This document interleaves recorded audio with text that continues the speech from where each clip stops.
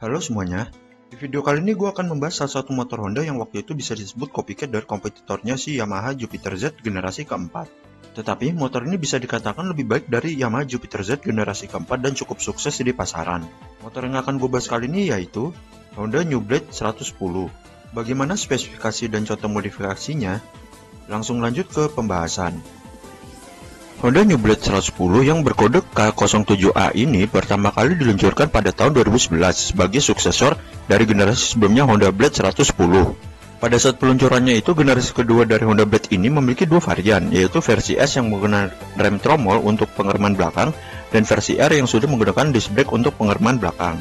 Selain itu, motor ini juga sempat viral karena saat peluncurannya itu banyak yang bilang jika Honda New Blade 110 ini memiliki model yang mirip dengan Yamaha Jupiter Z generasi keempat. Sama seperti Honda Blade generasi pertama yang dicap copycat juga karena modelnya meniru Suzuki Arashi 125.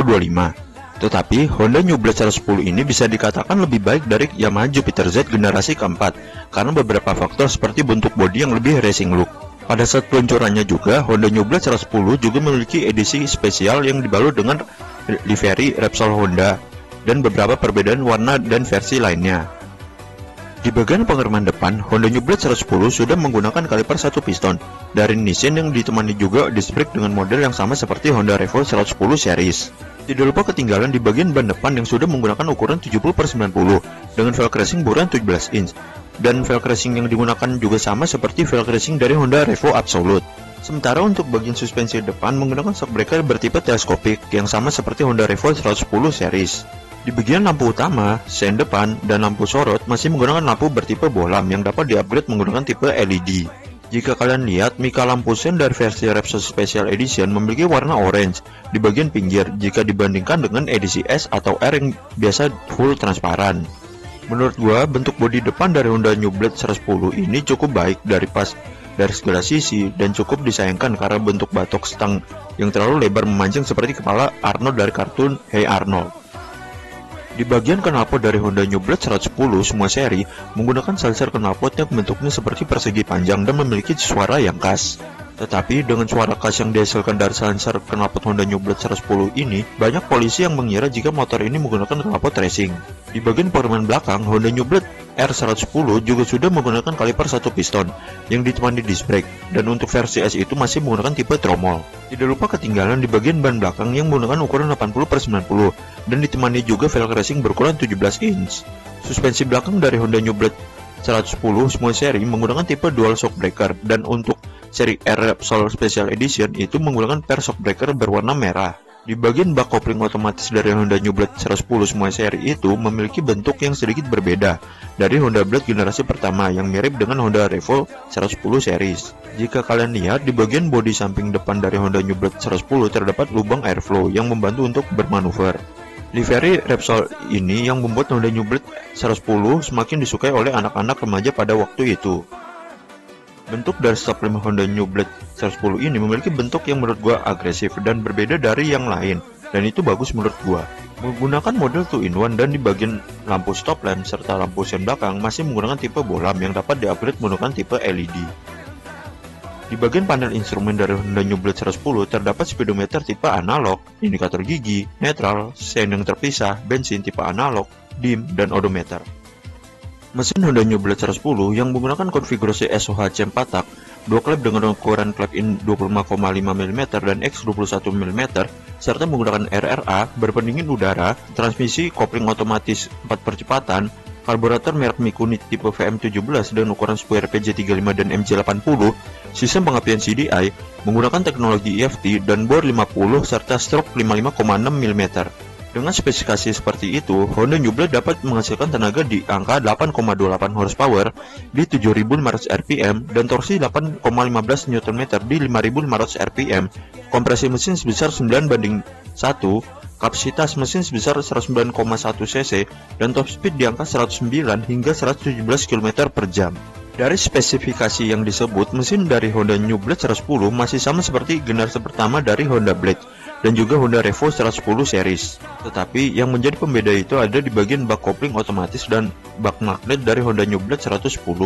Dan dengan spesialitas seperti itu, Honda New Blade 110 lebih mengutamakan torsi dibandingkan tenaga. Dan itu terbukti ketika gue pernah mencoba beberapa kali.